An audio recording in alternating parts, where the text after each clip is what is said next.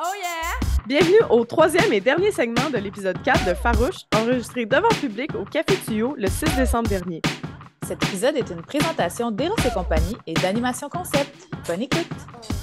On est rendu au segment Ça a mal vieilli où on revisite un classique de la culture populaire. Yes!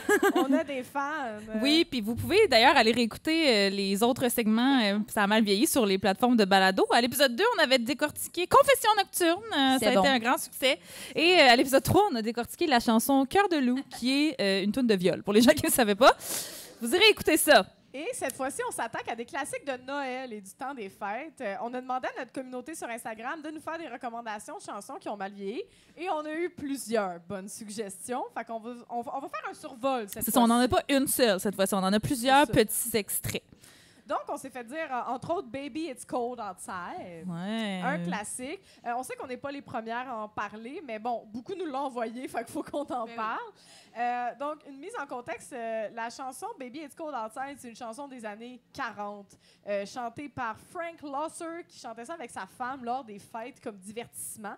Puis, c'est supposé être une tune cute, mais après MeToo, c'est un peu rapey. Okay? Comme tune, ça fait genre Baby It's Cold Outside. Puis c'est comme non, vas-y pas, reste avec moi. Puis la fille est comme non, je m'en vais. Fait que c'est ça. C'est un petit peu malaisant. Puis là, il y a des gens qui disent oh non, ben on devrait la cancel, cette chanson-là. Il y en a qui disent non, il y a un contexte historique qu'il faut qu'on garde de cette chanson-là. Mais moi, je suis comme hey, le contexte historique, c'est parce que personne ne sait quoi en parle. Comme, quand ils la mettent, ils sont pas comme c'est pas ça qui se passe. Et, tu sais, mettons, la version avec Michael Bublé, c'était pas nécessaire, je pense. C'est ça, un remaster de la toune de viol. Oui. C'est carré. En plus, la version de Michael Bublé en 2014, le vidéo met en scène des enfants. C'est super malaisant. Fait que oui, je considère que ça a mal vieilli, Baby It's Cold Outside. On va vous lire quelques paroles et vous allez comprendre. Oui.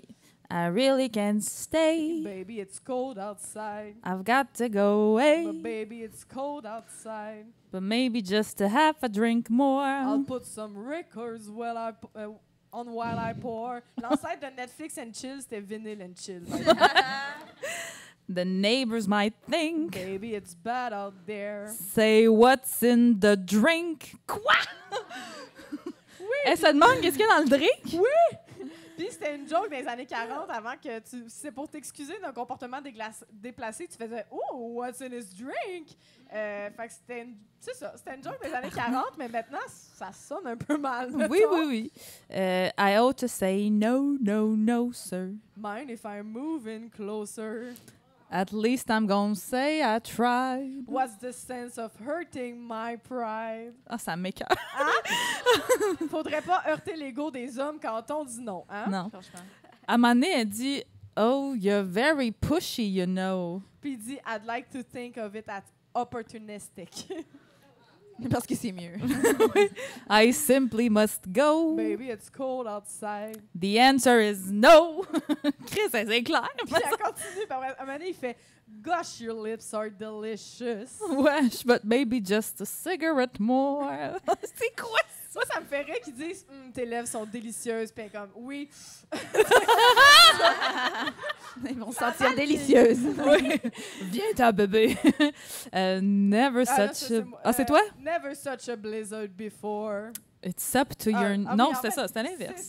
Le gars, après ça, il dit hey, non, mais il y a une tempête de neige dehors. Il y en a jusqu'à tes genoux. T'es comme, oh, ouais, très pré-réchauffement climatique, ça va bien. Puis là, maintenant, il dit Pour la convaincre, il fait non, mais c'est parce que peut-être que. Dis-le en anglais. If you got pneumonia and died. Super romantique. Et comme non, reste, tu vas attraper la pneumonie. Sinon, tu vas mourir parce qu'il n'y a pas de médecine. On est en 46.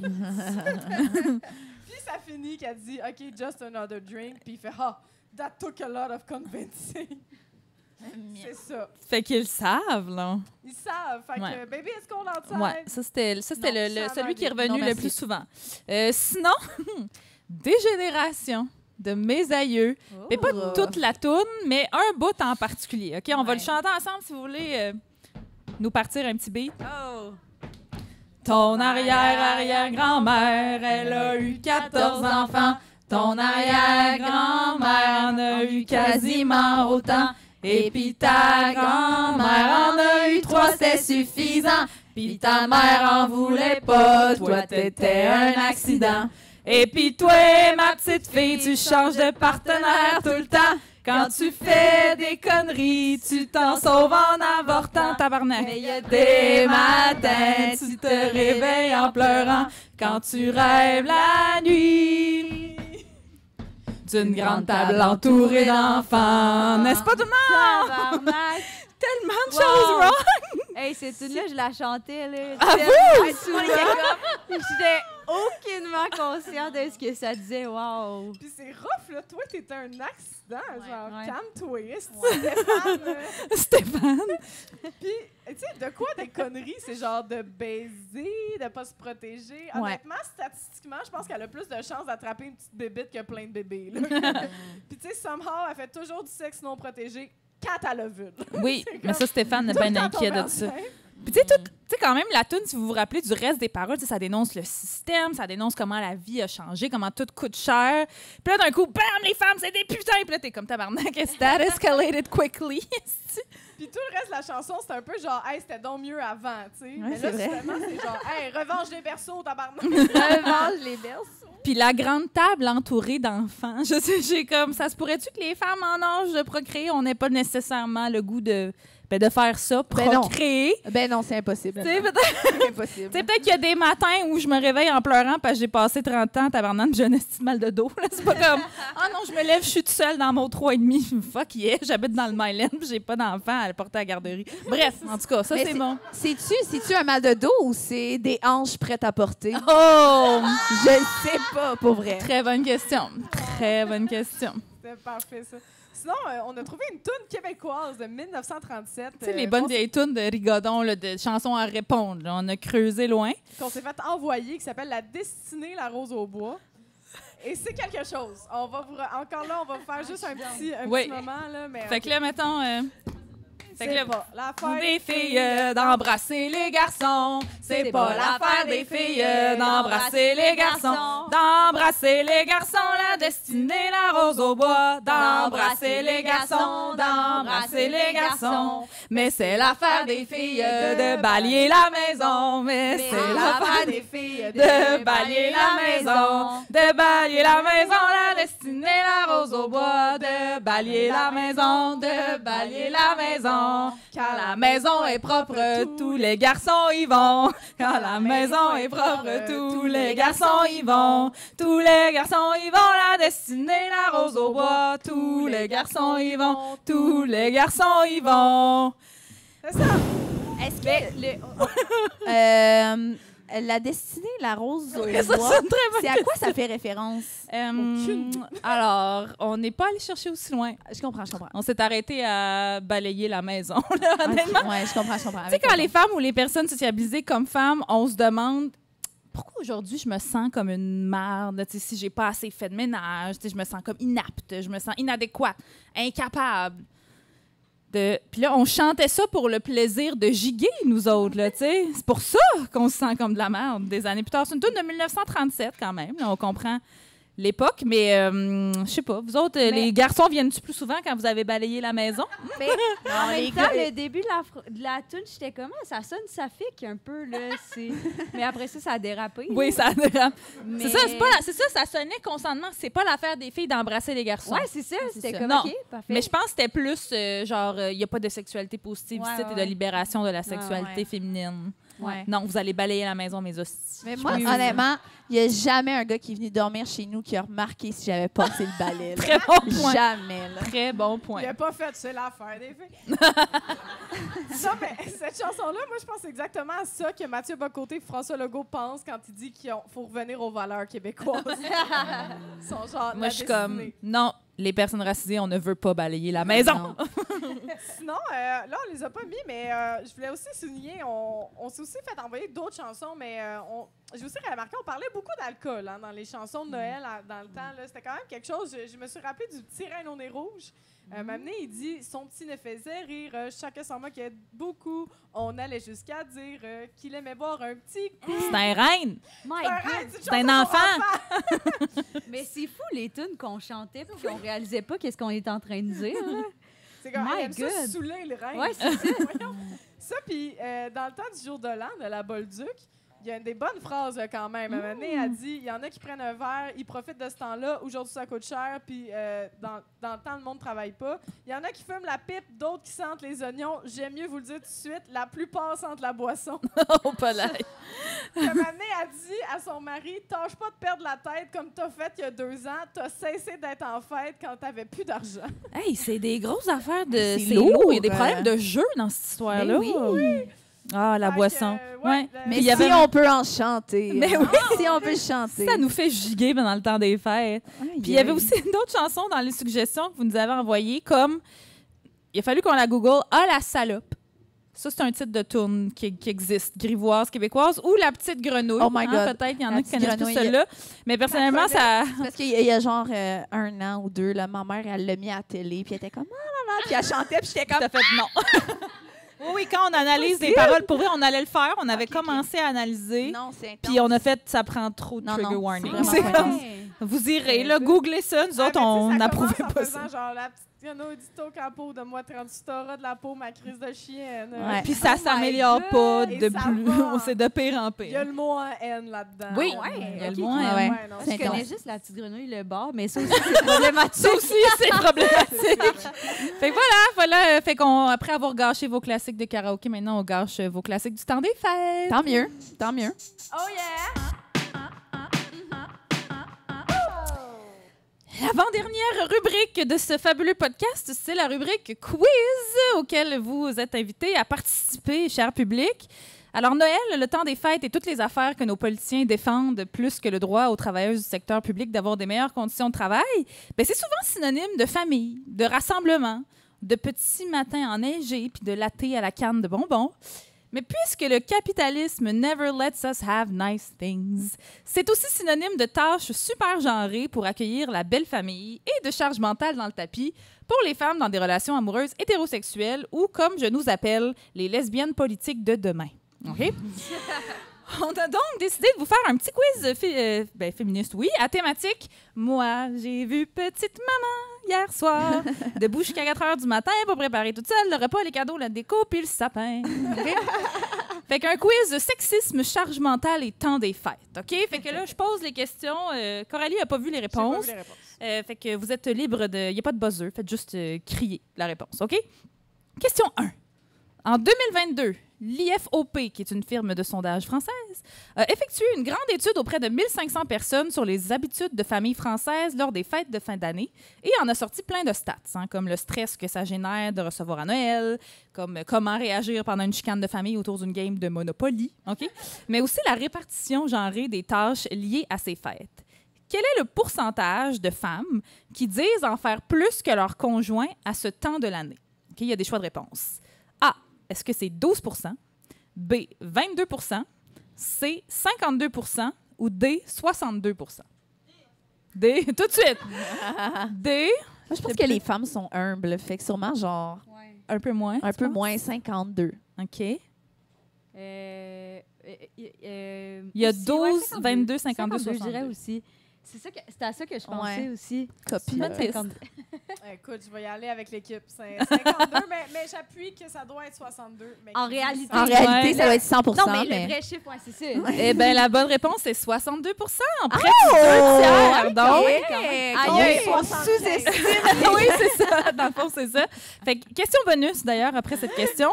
Si près de la moitié des hommes, à peu près 46 %, jugent en faire à peu près autant que leur conjointe, quel est le pourcentage des femmes qui estiment que les tâches sont équitablement réparties? Les gars disent que c'est équitablement réparti à 46 %, mais combien les filles disent que c'est équitablement réparti?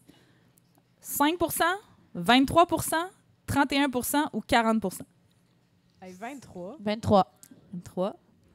C'est 31 Ah, encore une Ouais, fois, on fait que- sous-estime les femmes. 31 versus 46. Fait que les messieurs sont comme, non, faut le bien réparti. Les madames sont comme, ta gueule, assis-toi, balaye la maison. Fait qu'aux surprises, la notion de partage de la charge mentale est perçue différemment selon le genre des personnes interviewées. Question 2. Concernant la répartition détaillée des tâches, fruit d'une socialisation de genre qui favorise l'assignation des femmes à la sphère domestique, 76% d'entre elles déclarent que ce sont elles qui gèrent la décoration de la table et 57% la décoration du sapin. Les hommes prennent quant à eux plus part dans des tâches socialement plus valorisées car elles impliquent soit une certaine expertise ou de la force physique. Parmi ce type de tâches que feraient surtout les hommes, que je vais vous nommer, dites-moi lequel est l'intrus. Okay? OK. C'est des vraies statistiques. Là. A. Choisir le vin et le champagne. B. Porter le sapin. C. S'assurer que les enfants ne soient pas dans les jambes. Ou D. Ouvrir les fruits de mer. Les Françaises disent C. C'est ça à peu près? J'aurais dit le sapin. Le sapin, c'est laquelle qui est l'intrus? Ah, l'intrus, excusez. Ouais. Entre choisir le vin et le champagne, porter le sapin, s'assurer que les enfants ne soient pas dans les jambes, ouvrir les fruits de mer. Ma préférée. C. C'est... Je vais aller avec les Vous avez Françaises. raison, parce que les monsieur qui s'occupe des enfants, voyons donc. Ouais. Fait que oui, non, fait que les hommes, leur tâche dans la vie, c'est vraiment la boisson et ouvrir les fruits de mer. C'est vraiment une tâche. Ouvrir les fruits de mer. J'adorerais être invitée dans un party de Noël français, bon. Personnellement. Je savais pas. Ouais, Ils ont oublié de dire aussi donner son opinion politique. Oui, c'est vrai, c'est très masculin comme tâche. Fait que les tâches les mieux réparties au sein des couples sont le choix du menu, OK? Débarrasser la table et laver la vaisselle et faire les courses aussi. Mais évidemment, quand elles ne sont pas effectuées à deux, ces tâches-là, ben, les tâches reviennent encore plus souvent aux femmes qu'aux hommes. 28 d'entre elles assurent seul le rangement après le repas contre 5 des hommes quand ils sont tout seuls. Et 45 des femmes font seules les courses contre 5 des hommes. 41 des femmes établissent seules le menu contre 4 des hommes. Donc, pour citer la grande comtesse woke, Manal Drissi, sur Instagram, messieurs, voulez-vous qu'on vous mette de la crème de zinc dans la raie aussi? Voilà. On n'était pas loin du pot. On n'était pas loin du pot, oui. Question 3. En vue du temps des fêtes 2019, un magazine français pour ados a initié un hashtag sur les réseaux sociaux dans le but d'enrayer les clichés de genre véhiculés dans les jouets pour enfants. Quel est-il? A. Un poupon pour un garçon. B. Let toys be toys. C. Une poupée pour Timothée. Ou D. Le rose, c'est pour tout le monde. Y a-tu hashtag Ho Festival? Festival Ho. Festival, merde. Ça aurait été bon, ça aurait été bon. Qu'est-ce que vous pensez? D, moi. D. Le rose, c'est pour tout le monde? Oui. OK, moi aussi.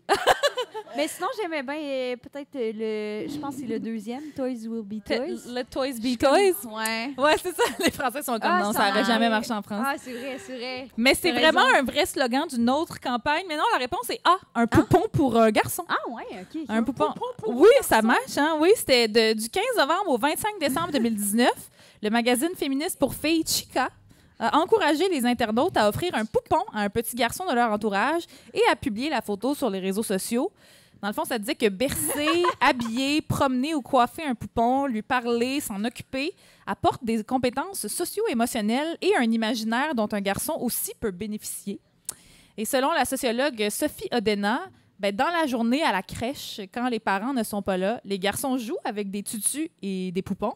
C'est le seul moment où ils le peuvent, ce qui est un peu triste. Ouais, c'est Mais oui, c'est la vérité. Question 4. Oui, vas-y. Est-ce que, à l'inverse, on parlait des filles aussi? Parce que Si des filles jouaient avec des... des autos, mettons, c'est-tu bénéfique? Je pense pas que c'est bénéfique. Je pense pas que ça amène des skills. Ouais, c'est ça. Elle fait Font moins des de ménage. burns. Ouais, fait moins de ménage. Mais j'ai une autre question là-dessus plus tard qui va Ouais, revenir. OK, Ouais. cool. Question 4. Vrai ou faux?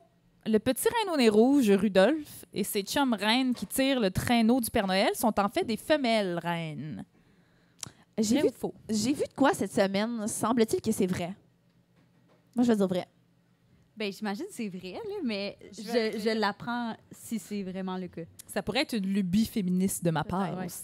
Ou peut-être qu'ils sont non-binaires. Ah, peut-être qu'ils sont non-binaires. T'as raison. En fait, je sais pas si on est rendu là dans le règne animal, mais en fait, c'est vrai. Oui, because sexism is everywhere, la Yeah. gang. On a mégenré les reines tout ce temps. Depuis toujours! Non, mais miracle les de femelles Noël. peuvent pas tirer. Ah ouais, mais c'est Faut pas assez forte. Ils benchent pas assez. Non, mais il y a quelques années, des femmes ont soulevé, et que c'est prouvé par la science, que le fameux traîneau du Père Noël était en fait tiré par des femelles puisque les mâles perdent leur bois. C'est comme ça qu'on dit, des bois, au début du mois de décembre. Puis quand on voit les dessins animés, tout ça, ils ont tous des bois, ceux qui traînent le traîneau. Est-ce que vous saviez? Et donc, c'est des badass femmes fiables et indépendantes reines qui tirent le Père Noël depuis tout ce temps. Yeah. Bon, les femmes tirent le gars. on pourrait se décider puis le traîner jusqu'en enfer. Question 5. On en parlait plus tôt, la charge mentale de la maisonnée dans un couple hétéro est principalement sur les épaules des femmes, ce qui se transpose évidemment dans la période de Noël. Une étude de Britannique parue en 2018 a révélé que les hommes de ces couples passaient quant à eux en moyenne 11 heures pendant le temps des fêtes à faire quoi? A. Se cacher de leur famille. B. Faire semblant d'emballer les cadeaux. C. Jouer à des jeux vidéo pendant que maman prépare le repas. Ou D. Swiper sur des applications de rencontres. Il y en a un qui est vrai? Oui. Moi, je dirais A. Se cacher de leur famille. J'ai entendu C. Je parle par expérience. Jouer à des jeux vidéo, il y en a qui peuvent relate. Ouais, C, ouais. C. Aussi. La réponse, c'est A. Se cacher de leur famille. Mon père fait ça. Hey, 62% des hommes interrogés ont admis désespérément vouloir passer du temps seuls, parce que les femmes, non, tu sais. Loin de leur belle famille, il y en a le tiers qui espèrent juste les ghoster, tu sais, comme disparaître sans avoir à s'expliquer. Il y a 22%, c'est vraiment très précis comme sondage, 22% utilisent l'excuse « j'ai besoin d'une sieste ». OK? Suivi de « faut que j'aille aux toilettes » à 17%. Et j'ai mal à la tête à 14 Oh my God. Hein? Oh my God. Ouais. Un homme sur 10 va dire qu'il va faire semblant d'avoir du travail à rattraper. 6 va faire semblant d'aller dans une autre pièce pour se mettre cute. Comme « I need to freshen up ». Ça, c'est notre excuse, messieurs. Et 5 sont prêts à faker un mal de ventre. Ouais. They be lying. J'ai quitté la table. Question 6. Qu'est-ce qu'a mis en vente Mattel, le fabricant de Barbie, en 2019, à la suite d'études qui ont démontré que 24% des ados américains avaient une orientation sexuelle ou une identité de genre, entre guillemets, non traditionnelle? Est-ce que c'est A, un Ken avec du vernis à ongles? B, des poupées non genrées? C, des poupées drag queen et drag king? Ou D, une Barbie au trait plus naturel? Au quoi? Au trait plus naturel. Au trait. Oui, au trait. C, C, les drag queens, drag king. Les dragues, ouais, moi aussi, les dragues, j'aurais dit. des dragues. B, Il y a des... D, les Barbies au trait D. plus naturel. Ouais, Ouais, je pense que c'est juste ça. Mais, peut-être, mais- parce qu'il n'y a rien de plus beau qu'une femme au naturel. Bien sûr. Eh bien, la réponse est B, une poupée non genrée. Ah! Ouais. Mais quand j'ai voulu googler pour voir de quoi il avait l'air, on dirait que c'est plus en vente. C'est pas Mais c'était cool, les images, c'était comme, il y avait des perruques, fait que tu pouvais avoir une Barbie avec, tu sais, pas juste un corps de fille avec des vêtements de fille, il y avait comme toutes sortes de vêtements, toutes sortes de coupes de cheveux. Je trouvais ça cool. Ah! Mais on sait pas pourquoi ça l'a Mais- arrêté, genre. Je sais pas si c'est au Canada qu'il y en a plus, mais j'ai pas trouvé genre de traces nulle part. Il n'y en avait ouais. pas dans le film Barbie. Ouais. Ouais, Ben, c'est vrai. Oui. ben, il y a du monde qui relate à Alan. Aline? Aline. Aline? Aline. Aline, Dion. Céline. Ouais, non, c'est ça. On n'est pas dans le même registre, pas tout. Mais fun fact, je savais pas ça, juste que dans les années 40, les jouets étaient pas vraiment genrés. Puis un jour, les fabricants ont réalisé que les familles achèteraient plus de vêtements, plus de jouets, puis plein d'autres gadgets si le marketing des produits différait selon les genres. Ils ont fait comme... Donc, encore une fois, toute la petite faute du capitalisme. Classique. Classique. Question 7. Une étude publiée en 2017 a démontré que les 3/4 des gens interrogés pensent que c'est une bonne idée pour les parents d'encourager les jeunes filles à jouer à des jeux associés à d'autres genres que le leur. Ça monte même à 80% chez les femmes et les millennials interrogés. Quand même une bonne nouvelle. Pour ce qui est des garçons, par contre, quel est le pourcentage de gens qui trouvent que c'est une bonne chose de les encourager à faire des choses associées aux filles? Est-ce que c'est A, 30%? On rappelle que c'est à peu près 80% chez les filles. A, 30%. B, 42%. C, 64%. Ou D, 71%. Oh mon Dieu, le plus bas. Le plus bas. Le plus moi aussi, bas? j'aurais dit le plus Ouais. bas. Ah. Ouais. Ben, c'est pas si pire, c'est 64%. Ah! Ouais, mais c'est 10% de moins que les Que pour les filles, filles, quand par même. contre. Ouais. Puis c'est pire quand on interroge juste les hommes. Parce que ça, c'est at large. Toutes les sortes toutes les catégories d'âge, de génération, républicains, démocrates. C'est tout le temps moins bien vu que des petits gars fassent des choses de petites filles que l'inverse. Wow. Fait que, ouais, il y avait un peu d'espoir, mais finalement, non. Non, finalement. Ouais, dernière question. Oui, pas de poupon pour le garçon. Pas de poupée pour Timothée. Le rose, c'est pas pour tout le monde. Moi, je sais pas pourquoi on se prend des petits accents. On s'excuse. On s'excuse. On devrait se partir un bol à excuses pour les Français. Question 8, la dernière question. Parmi ces conseils qu'on peut retrouver dans le guide de survie féministe pour les fêtes du magazine féministe français Roseau, lequel est vrai? A. La technique du pourquoi. OK? Fait que ça, la technique du pourquoi, c'est suffit de demander pourquoi chaque fois que tu entends une affirmation xophobe. OK? Genre, j'en peux plus des féministes. Pourquoi? Ah, ben parce qu'elles en font trop. Pourquoi? Ben, elles demandent trop d'affaires, on comprend plus rien. Pourquoi? Puis là, tu vois la personne se décomposer devant toi, puis c'est merveilleux. Fait que c'est la technique du pourquoi. B. Mettre les gens face à leurs contradictions. Ça, c'est, mettons, les gens qui abordent la question féministe en plein repas de famille qui s'y connaissent généralement pas du tout. Fait que là, tu leur dis, mettons la personne te dit « Ah, moi, je suis humaniste. Je suis pas féministe. » Puis là, toi, tu fais « Ah, fait que donc les droits des femmes et des minorités, ça, c'est pas important pour toi? » Puis là, il fait « Ah, non, c'est pas ça que j'ai dit. » Puis là, tu fais « Ben pourquoi tu veux pas être féministe d'abord? »« Ah, non, mais tu comprends pas, c'est trop extrême. Genre, c'est mieux d'être humaniste. » Puis là, tu fais « OK, fait que se battre pour les droits des femmes, c'est extrême. » Et là, encore une fois, la personne se décompose devant toi. C'est des bons trucs, hein, quand même. Fait que ça, c'est mettre les gens face à leurs contradictions.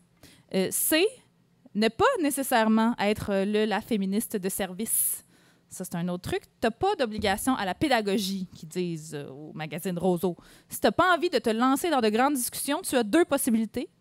1, dire gentiment mais fermement que tu n'as pas envie de discuter de féminisme et changer de sujet de conversation. Ou 2, renvoyer les gens vers des ressources féministes. Ça, j'avais jamais fait ça. Tu dis, mettons, je veux bien répondre à ta question et t'expliquer plus en détail, mais demain, avant ça, lis ces 3 articles et après, on s'en reparle. Mon rêve de faire ça. C'est bon, ça. C'est sûr que tous les messieurs abandonnent le combat puis me laissent tranquille après.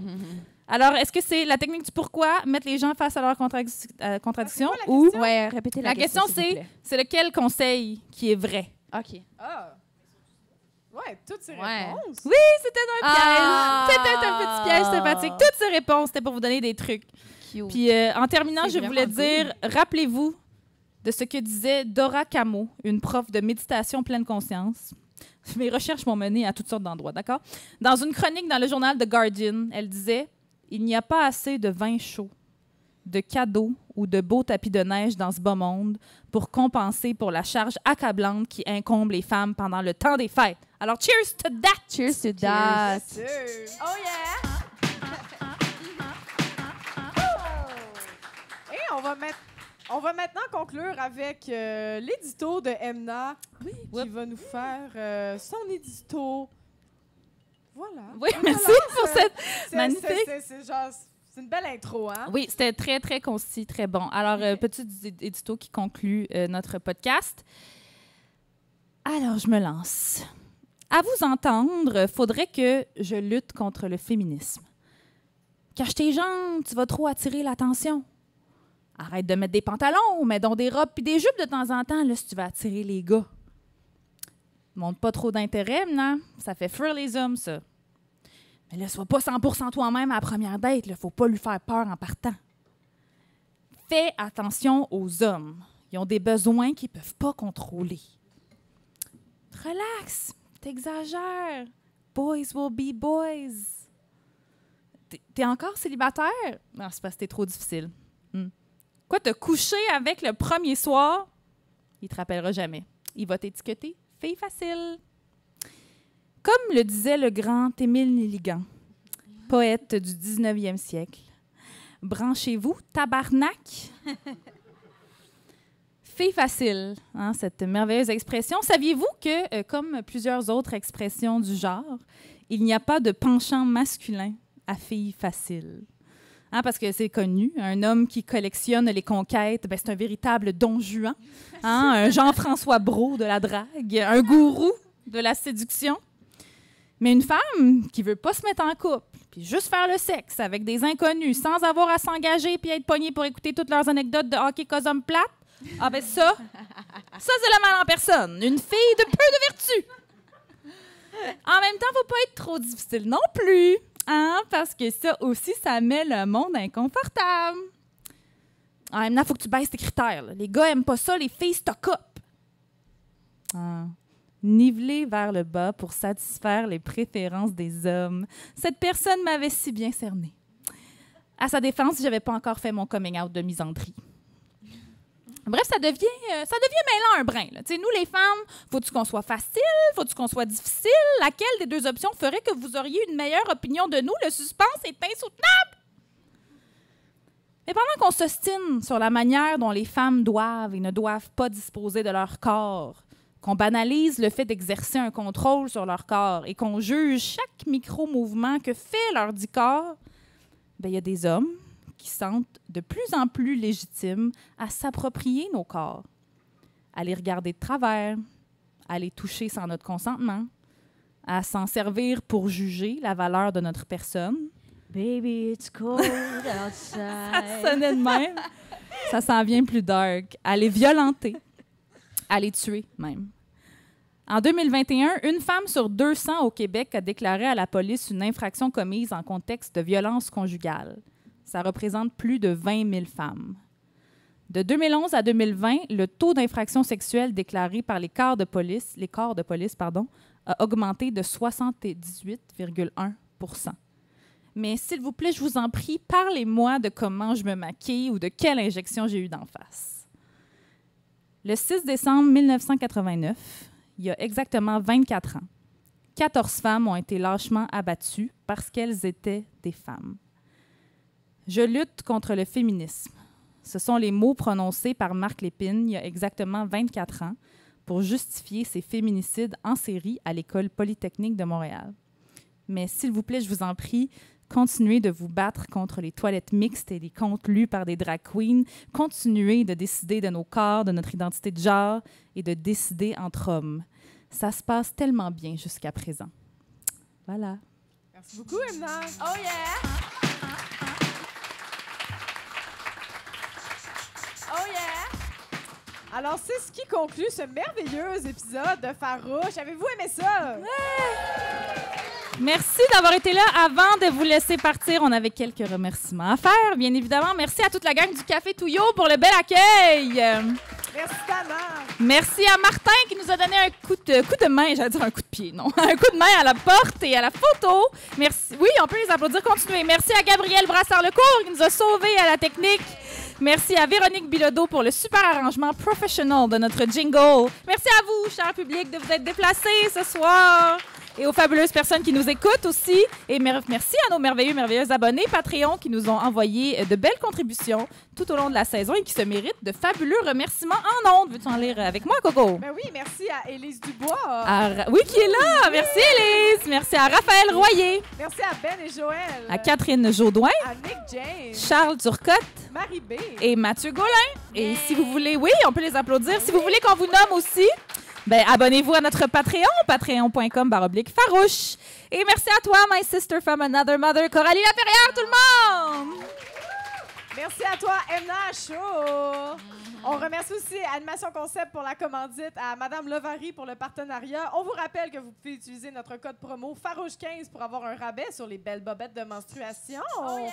Merci aussi aux invités, Anne-Sara Charbonneau. Hey. Que tu vas faire en janvier une heure, ton heure à la salle Claude Léveillé. Oui. On check tes réseaux sociaux pour S'il vous ça. plaît, oui. Et tu animes aussi un podcast qui s'appelle Pas peu fier avec Florence Nadeau. On s'en va écouter ça tout le monde. Et Noémie Le Ducroix, on s'en va regarder tes réseaux sociaux aussi. Tu vas refaire ton spectacle Ingrate. Donc, on s'en va regarder ça. Et le Woman's Planning, le prochain Woman's Planning, c'est le 12 février au Lion d'Or. Et merci finalement à Eros et compagnie pour leur appui au podcast. Pour votre magasinage coquin, les amis, utilisez notre code promo Farouche15. Et pour les prochaines dates d'enregistrement de Farouche en 2024, parce qu'on prend une petite pause là pendant les fêtes, ben consultez nos réseaux sociaux. On se laisse encore sur notre super jingle. Merci encore d'avoir été là. Et à la prochaine, les Farouches!